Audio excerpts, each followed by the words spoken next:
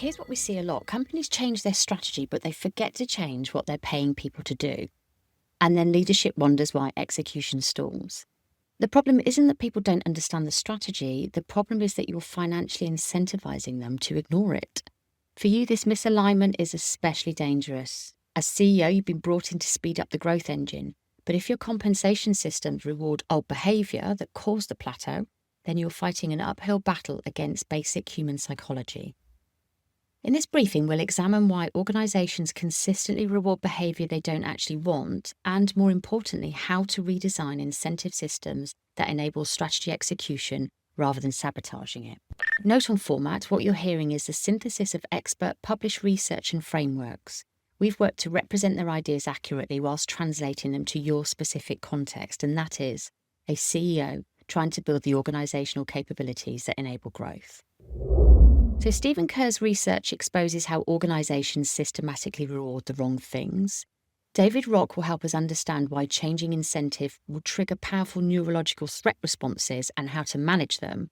And Daniel Pink will show us what actually motivates performance when we get beyond simplistic carrot and stick thinking. So let's start with the foundational problem.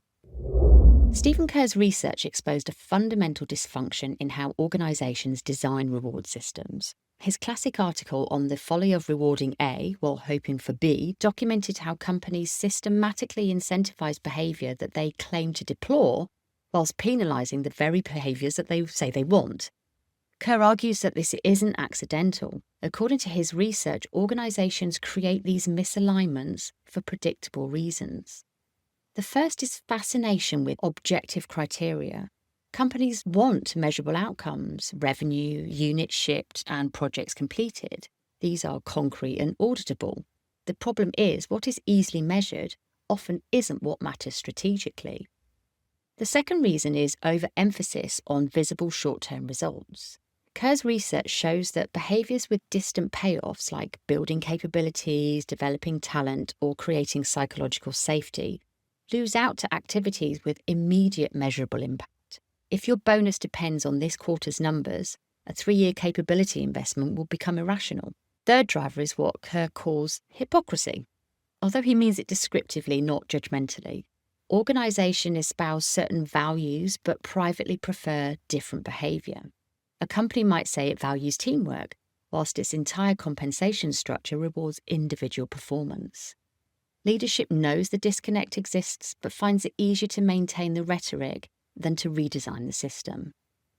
Kerr documented specific patterns that persist across organisations. Companies say that they want long-term growth, but reward quarterly performance. They espouse teamwork whilst paying for individual achievement. They claim to value innovation, but punish failures that come from experimentation. They talk about customer focus whilst incentivising any revenue from any source. According to Kerr's framework, these contradictions create what he calls the folly, a systematic gap between organisations' hope people will do and what they're actually paying people to do. The result isn't that people are unethical or lazy. The result is that rational people optimise for what gets rewarded. Kerr's research shows that when incentives conflict with strategy, incentives win every time, not because people are greedy, but because they're logical. If you can tell someone that collaboration matters whilst paying them for individual results, you've created a test of integrity versus mortgage payments. Integrity will lose. The solution, according to Kerr, isn't more exaltation about values, it's a systematic redesign of the reward systems to align with actual strategic priorities. And this will require 3 shifts in thinking. First, organisations must accept that some strategic priorities can't be perfectly measured. This doesn't make them unimportant. It makes measurement design harder. Kerr argues for using approximations and qualitative assessments rather than abandoning strategic priorities because they're difficult to quantify. Second, companies must lengthen their time horizons. If a strategy requires 3 years to build a competitive advantage, annual bonus cycles create misalignment. Kerr's research suggests incorporating longer-term performance measures and retention mechanisms that tie reward to sustained outcomes. And third, this is where it gets uncomfortable. Organisations must audit current reward systems honestly. According to Kerr, this means asking not, what do we say we value, but What behaviours does our current comp plan actually incentivise? And the gap between those answers will reveal the folly. Kerr's research demonstrated that the organisations which overcome this dysfunction share a common characteristic. They redesign incentives before launching the strategy changes, not after. They recognise that compensation systems will shape behaviour more powerfully than a mission statement ever will. What we love about this is Kerr's research explains why your strategy isn't being executed, and it's something that everyone cares deeply about. People are being entirely rational by ignoring it. If your compensation plan rewards functional delivery while strategy requires cross-functional collaboration, you've created a system where doing the right thing for the company means taking a personal financial hit. If you're dealing with low or no growth, this is particularly critical. The behaviours that cause the plateau, chasing any revenue, protecting functional territory, and optimising the short term, are probably still being rewarded. Until you change what you're paying people to do, you're asking them to act against their own interest. But here's the challenge. Even when everybody intellectually agrees that the current system is dysfunctional, proposing changes to compensation will trigger intense resistance. That's where the neuroscience research becomes essential and why we talk a lot about change management and apply it to all of our work. David Rock's neuroscience research explains why changes to compensation trigger such powerful resistance, even when people intellectually agree that the current system is dysfunctional. His SCARF model reveals that incentive redesign activates the same neural networks as physical threat, creating automatic defensive responses that sabotage rational discussion. According to Rock's research, the brain treats social threats with the same neural circuitry it uses for physical threats. When someone perceives their compensation is at risk, their amygdala activates, cortisol floods in their system, and their cognitive function narrows. They literally cannot think as clearly about the strategic rationale because their brain has shifted into a threat response mode. SCARF stands for 5 domains of social experience that activate powerful threat or reward response. Status, certainty, autonomy, relatedness, and fairness. Rock's research demonstrates that incentive redesign typically triggers threats across all 5 domains simultaneously, which explains why compensation conversations can become so emotionally charged. Status relates to the relative importance compared to others. According to Rock, the brain constantly monitors social standing, and any perceived decrease in status activates intense threat response. When organisations propose changing compensation systems, people immediately worry. Will I be valued less?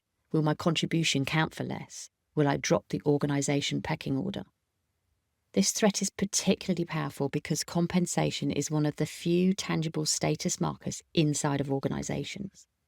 Rock's research shows that even people who claim they don't care about money become defensive when changes in compensation threaten their relative standing.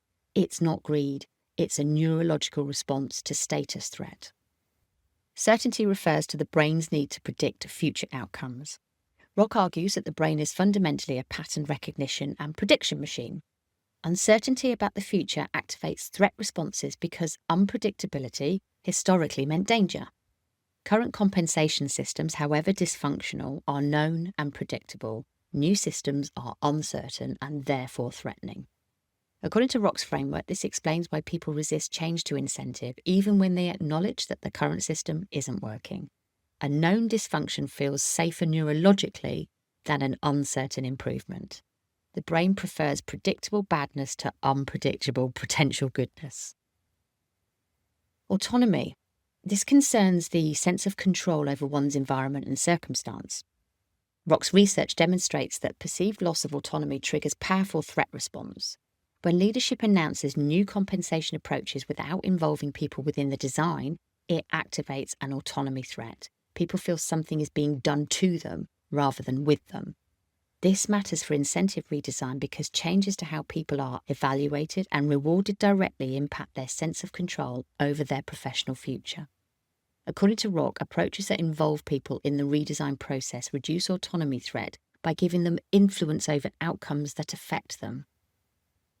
Relatedness refers to a sense of connection and trust with others. Rock argues that the brain constantly assesses whether others are in-group or out-group. In-group members are trusted. Out-group members are viewed with suspicion.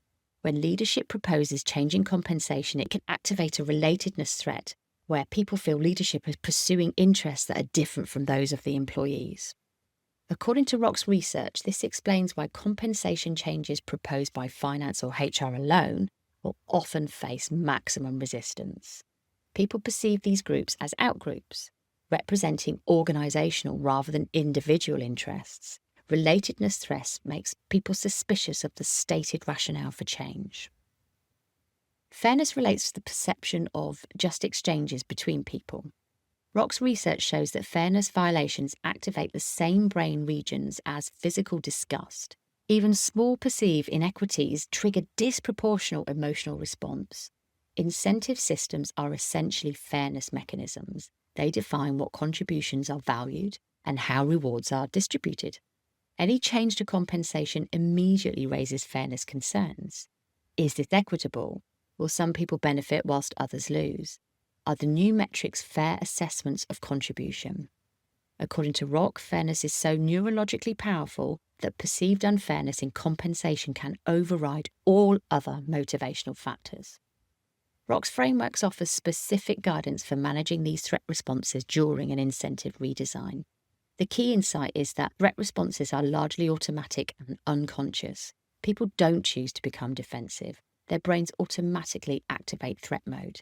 Therefore, effective incentive redesign must actively manage all 5 SCARF domains to minimise threat and maximise reward. So for status, Rock recommends reframing the redesign's purpose as elevating everyone's status through better strategic outcome, rather than redistributing status between individuals. Frame it as raising all boats rather than winners and losers. Explicitly acknowledge people's past contributions and clarify that this redesign isn't about diminishing anybody's value. For certainty, according to Rock's research, organisations must provide far more detail about the new system than would seem necessary.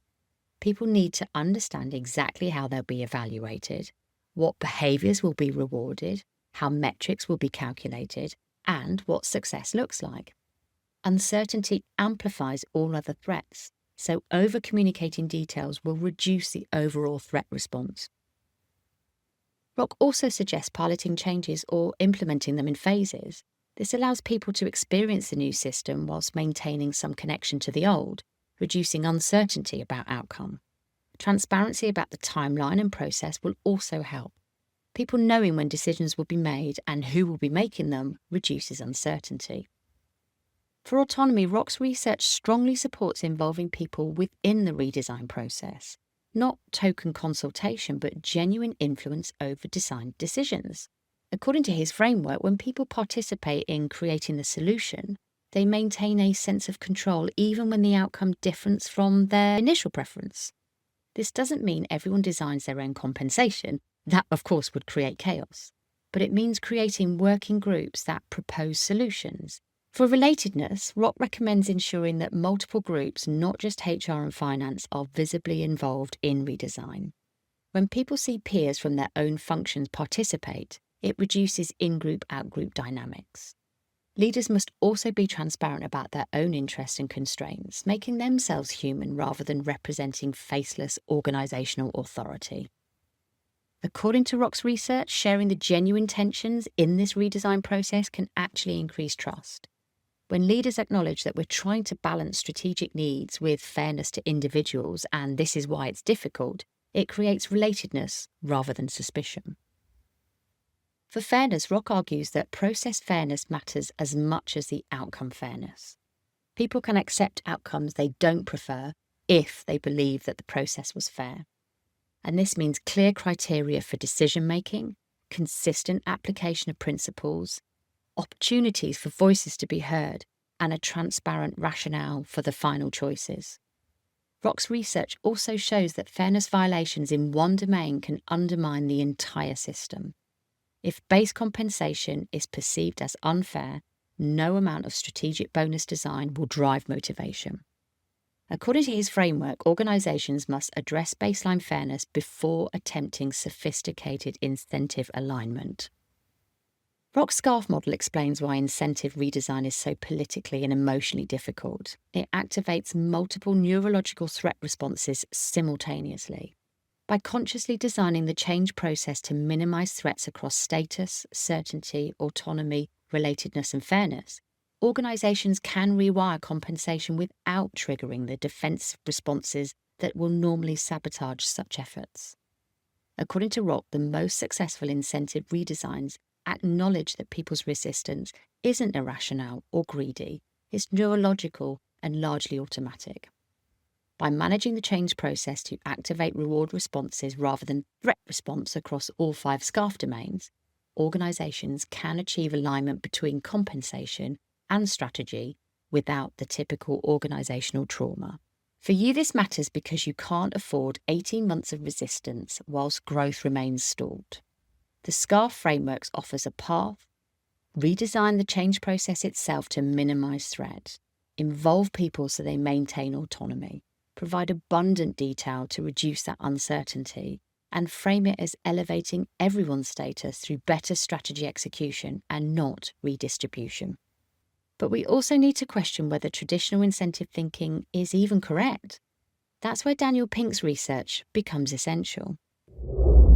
Pink's research challenges fundamental assumptions on how incentive systems work. According to his analysis of decades of psychological research, that carrot and stick approach that underpins most compensation plans is not just ineffective for complex work, it's often counterproductive. Pink argues that traditional incentive systems were designed for algorithmic tasks with clear rules and straightforward path to solution.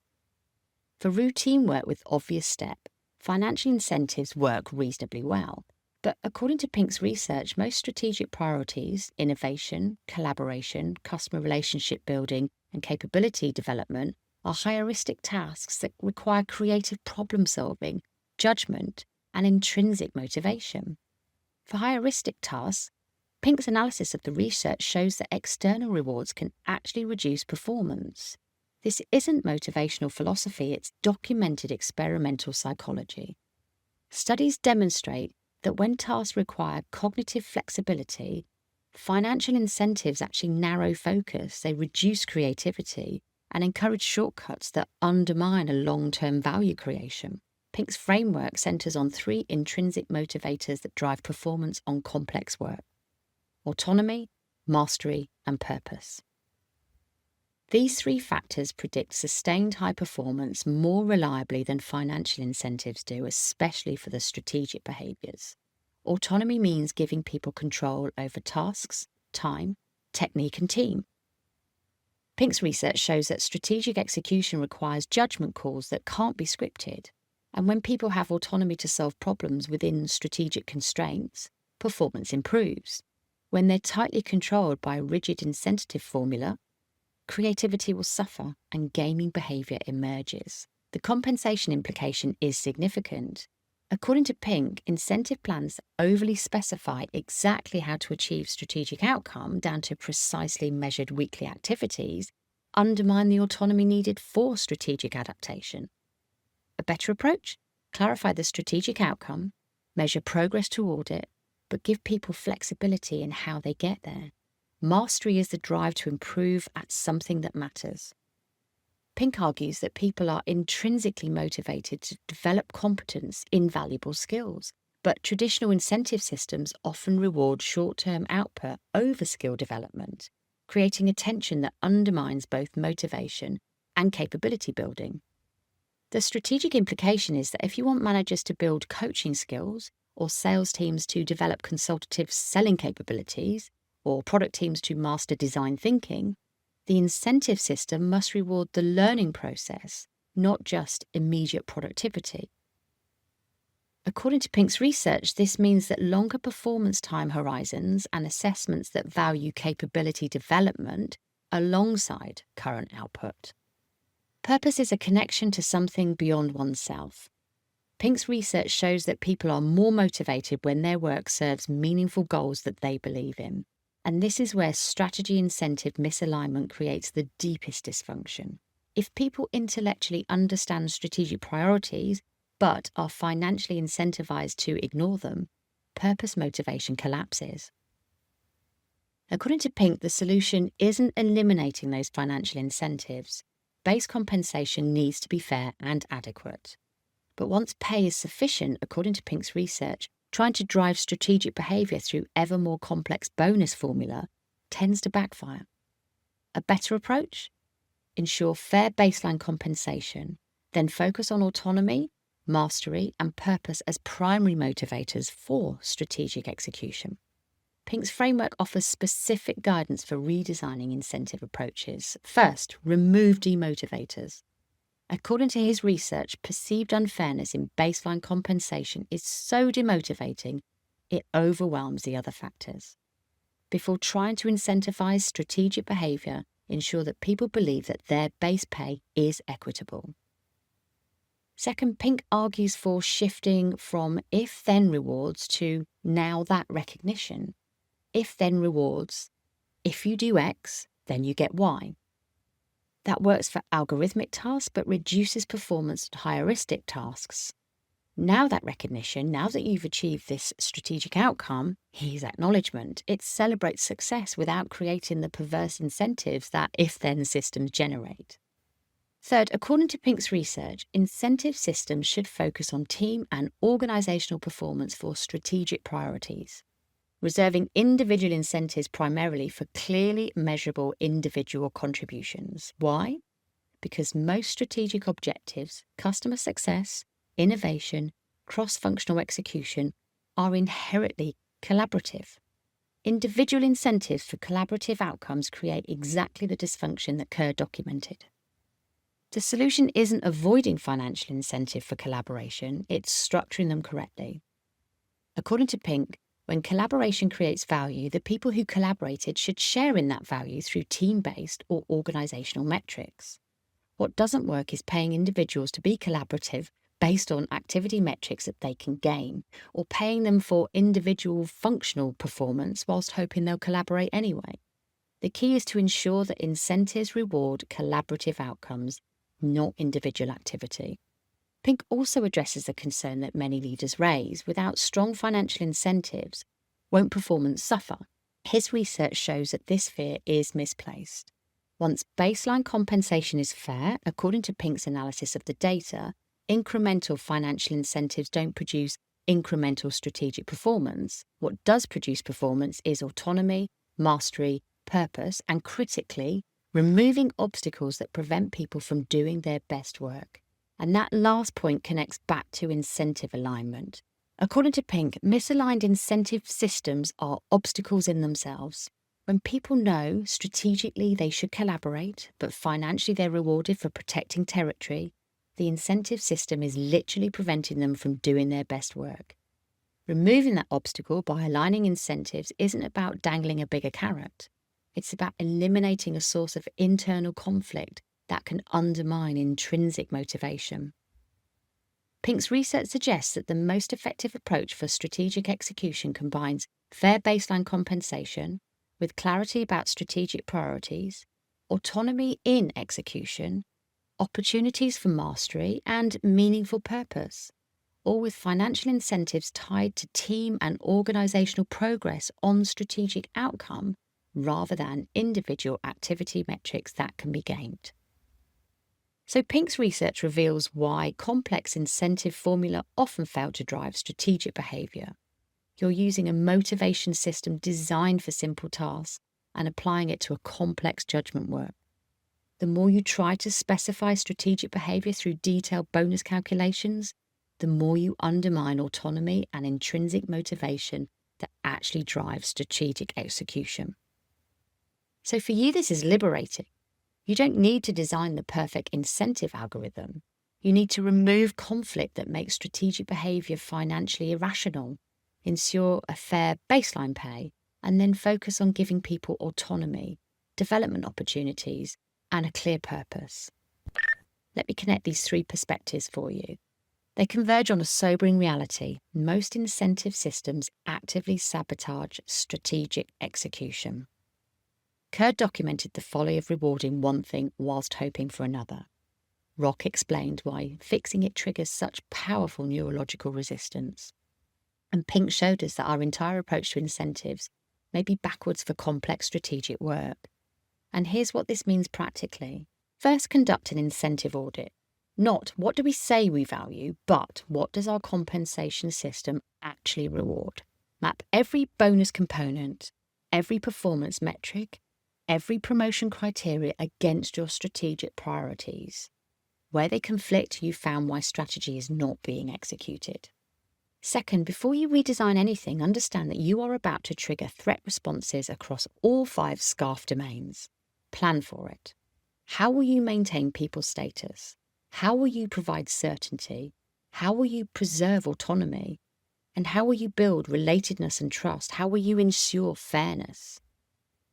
Third, involve people in the redesign, not a token consultation. Genuine influence over design decisions. This addresses autonomy while surfacing the real conflict that people experience daily. Create cross-functional working groups to propose solution.